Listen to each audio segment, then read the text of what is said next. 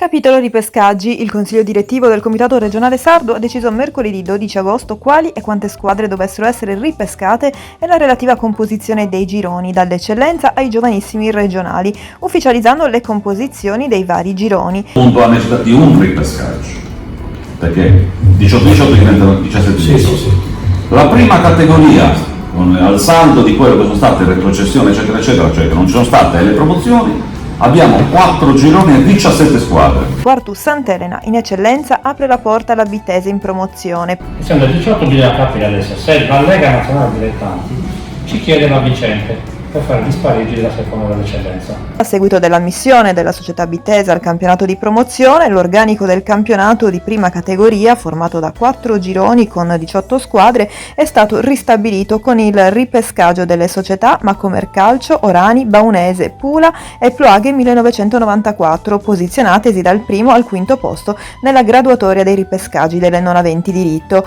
Qui sono tutte società che sono a posto con hanno titolo per essere ripescate. Dall'eccellenza alla prima categoria, tutti i gironi da 18 squadre, eccellenza e promozione e prima categoria avranno inizio il 27 settembre 2020. Centro che andrà in seconda categoria perché è arrivato al secondo o terzo l'anno scorso e ci sono 7 posti, per cui quasi certamente il settimo sabato sarà in seconda categoria.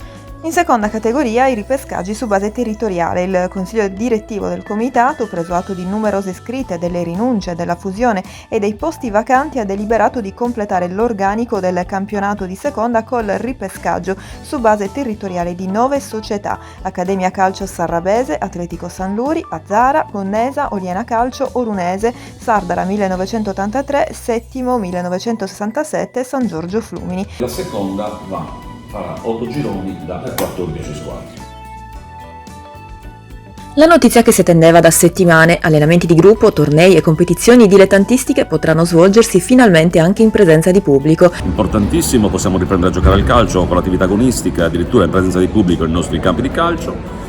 Penso che sia veramente il passo ultimo per poter riprendere, chiaramente sempre stando attenti e rispettando quelli che sono i protocolli e le disposizioni di legge. La notizia che si attendeva da settimane, allenamenti di gruppo, tornei e competizioni dilettantistiche potranno svolgersi finalmente anche in presenza di pubblico. Lo ha stabilito l'ultimo DPCM. La partecipazione del pubblico prevede comunque un tetto massimo fissato a 1000 spettatori all'aperto e 200 al chiuso per gli eventi a carattere territoriale. Mascherine, distanziamento, corretta areazione dei locali al chiuso e obbligo di misurazione della temperatura saranno le prescrizioni d'obbligo. Per gli eventi di carattere nazionale resta per il momento l'obbligo delle porte chiuse. Intanto anche il Comitato regionale Sardegna ha preso parte al progetto Ad Adiuvandum Anti-Covid, insieme per aumentare il numero dei test. Dov'è il massimo concentrato?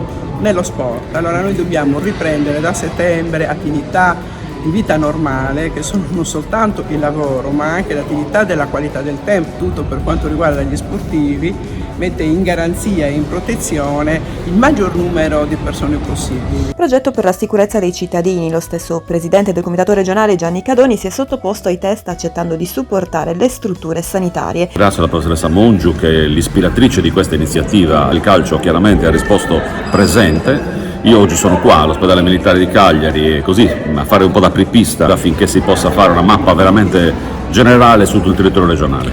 Un gesto che permetterà di dare un contributo a tracciare la circolazione del virus, a rafforzare la tutela sanitaria e per essere anche più consapevoli sui rischi. L'obiettivo è quello di raggiungere più persone possibili.